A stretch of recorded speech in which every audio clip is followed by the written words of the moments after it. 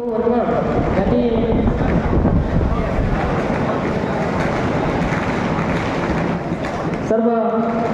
पदाधिकारी यांनी स्थानापन्न व्हायचे. या छत्रपती संभाजीनगर लोकसभा मतदारसंघातील महाविकास आघाडीचे आपल्या सर्वांचे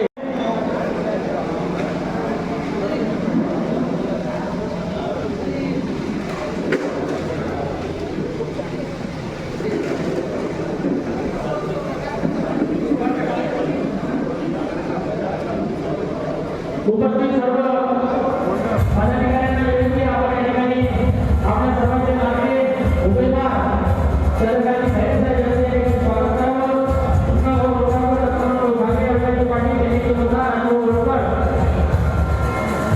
हेमंतजी पटेल बाकीची नंबर या सर्वांच्या उपस्थितीमध्ये या ठिकाणी समोर बघा इकडे सगळे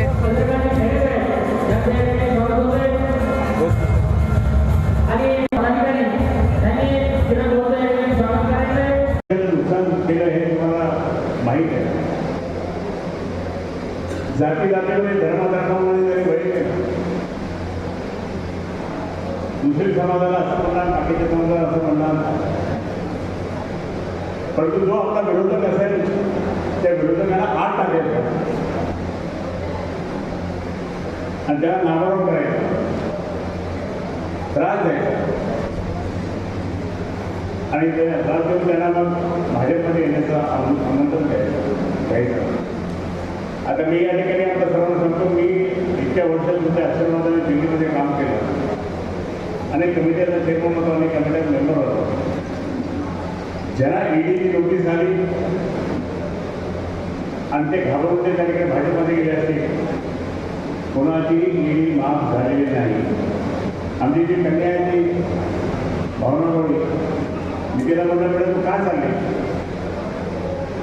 काय करू म्हणे, मी साहेबांकडे गेले ते काही झालं नाही. म्हटलं आपलं सरकार नाही म्हणून झालं, पण म्हणे मी तिथे मला असा त्रास तसा त्रास, ईडी कॅन्सल करण्यासाठी गेली, पण ईडी कॅन्सल झाली नाही.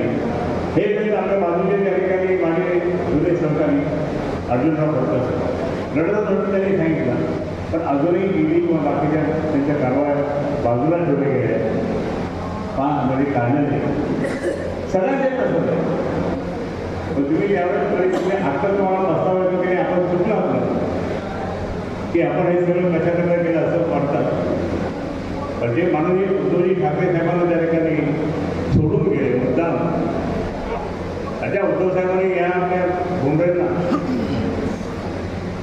मला म्हणे साहेब करायला सांगा, मला मंत्रिपद द्या, मला मंत्रिपद द्या. ते दुसरे होते ते पण मला म्हणाले पश्चिमचे मला करा, मला मी उद्धवजीला सांगितलं साहेब काहीतरी करा, हे पश्चिम बंगाल कोण टाका, त्याला काय भुमरे टाका. पण माझ्या जिल्ह्यातले माझ्या मतदारसंघात मंत्री झाला पाहिजे.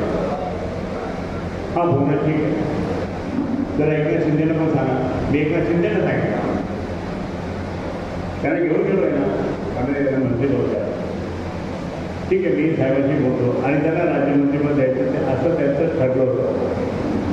पण राज्यमंत्रीपदपेक्षा साहेबांनी काय चिंतन करून आपण त्यांना कॅबिनेट मंत्री होतं आणि कॅबिनेट मंत्रीपद दिल्यानंतर खूप मोठे आता बाकीचे इकडे बरेच जण त्या ठिकाणी जाणार पाण्याचा रस्ता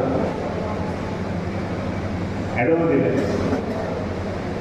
मला म्हटलं काय लोक मला सरकार म्हटलं तर 30% मध्ये गेले आहे, काम कसं होतं. म्हणजे मग काय तुम्ही सांगा साहेबांना, नाही आम्ही गेलो नाही आमदार काही, हे बाजूचे बोलणार ते पण वाटले, ते म्हटलं 20%. पण इतका भ्रष्टाचार करून त्या ठिकाणी दारूच्या दुकानं उघडले, प्रचंड लायसन्स घेतले. हे तुम्हाला या ठिकाणी तुम्ही जनतेची सेवा करायला नाही तर तुम्ही स्वतःची सेवा करायला. आणि म्हणून या ठिकाणी मला तुम्हाला सांगायचं, असे लोक येतील आता नाते कोणते सांगतील, लोक मानणार नाही. लोक म्हणतील इतके कारण काय, प्रत्येक कार्यकर्त्यांना जे काही 10 लाखाचं 20 लाखाचं 25 लाखाचं काम दिलं त्यातून ॲडव्हान्स पैसे घेतले आणि आता ब्रह्मा जिल्ह्याने स्टॉप केले. ते मार्केटला आहे ना, अरे आमचे पैसे वापरून घ्या, तो मुलगा करून गेला कुठतरी, मुलाकडे पैसे, बरोबर ना? बरोबर की नाही? तुम्ही बोलत नाही, बोललं पाहिजे. काँग्रेस बोलत नाही, आम्ही बोलतो आलो. आणि मग इतकं सगळे करताना त्या ठिकाणी काय करणार?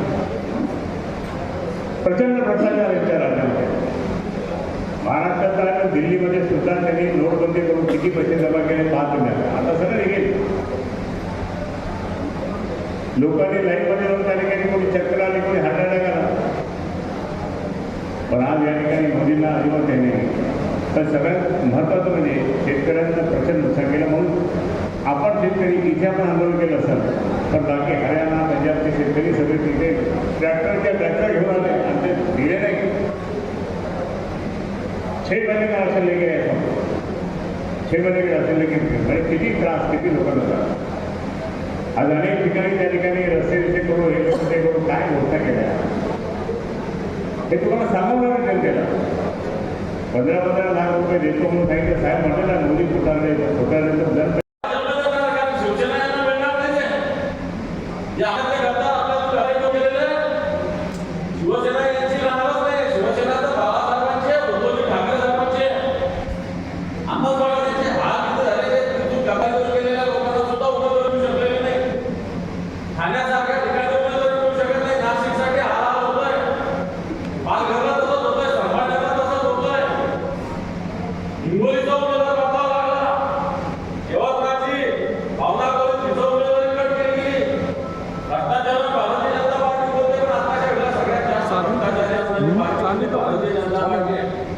Electro bond 6,500 कोटीचे electro bond Bharatiya Janata पार्टीकडे आहे.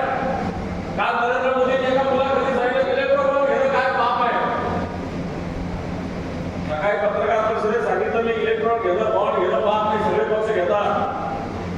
पण याच्यावर ईडीची 10 लाख त्याची सीबीआयची इन्क्वायरी लावून झाला, इन्कम टॅक्स लावा आणि मग त्याच्याकडून इलेक्ट्रो बॉन्ड घेणं पाप आहे. ज्याला मोठ्या प्रमाणावर वेगवेगळे विकास कामाचे टेंडर आहेत त्याच्याकडून इलेक्ट्रो बॉन्ड घेणं पाप आहे. हा पाप आहे.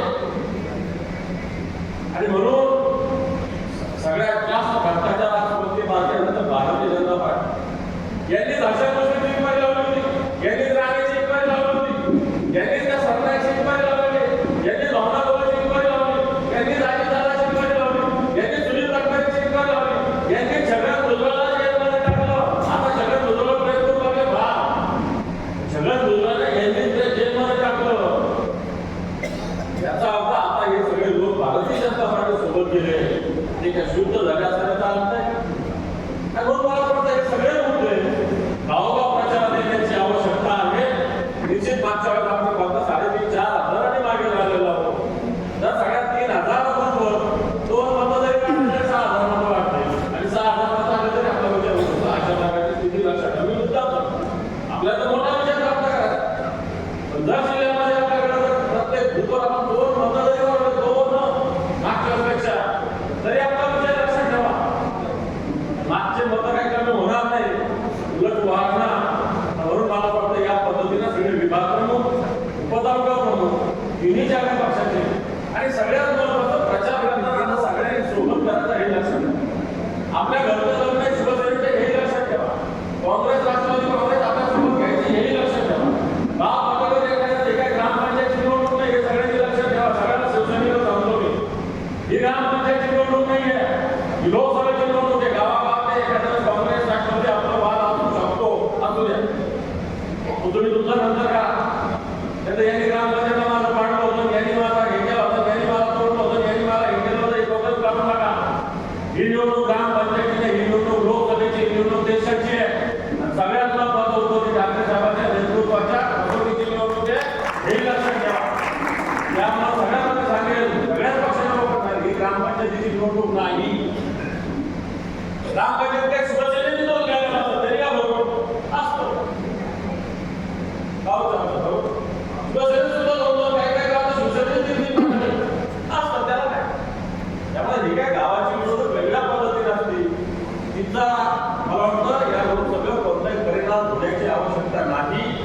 याच्यामध्ये शिवसेनेनं एक मोठ्या भावाची भूमिका घेऊन काँग्रेस असेल, राष्ट्रवादी काँग्रेस असेल, या सगळ्या कार्यकर्त्यांना सोबत घेऊन बूथचं नियोजन, प्रचाराचं नियोजन, फॉर्म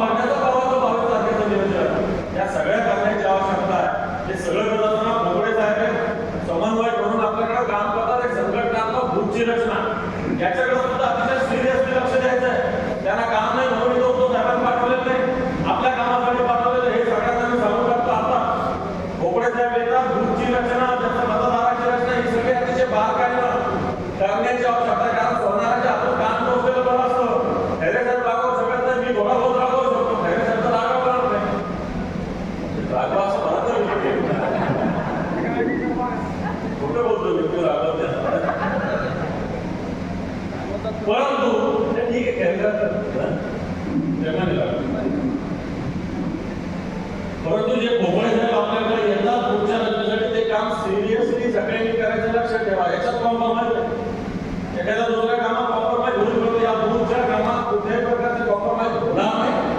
हे काम अतिशय बारकाईने आपण केलं पाहिजे.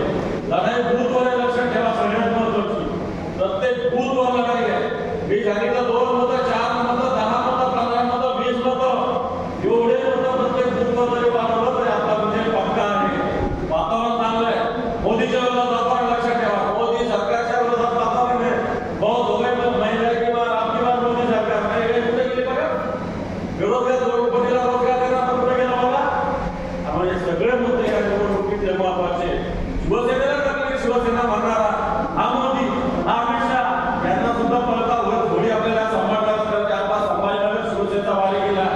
गंगापूर विधानसभा सुद्धा शिवसेनेची एक ताकद राहिलेली आज ही ताकद आहे. मग ही ताकद प्लस काँग्रेस प्लस राष्ट्रवादी काँग्रेस असं मिळून आपण जेव्हा करू त्यात मला असं वाटतं मागच्या वेळेसपेक्षा जास्त ताकदीने या मतदारसंघात सुद्धा आपण आघाडी घेऊ आणि ही आघाडी घेण्याचा संकल्प आपण सगळ्यांनी करावा अशा प्रकारची विनंती होता. आपण थांबतो.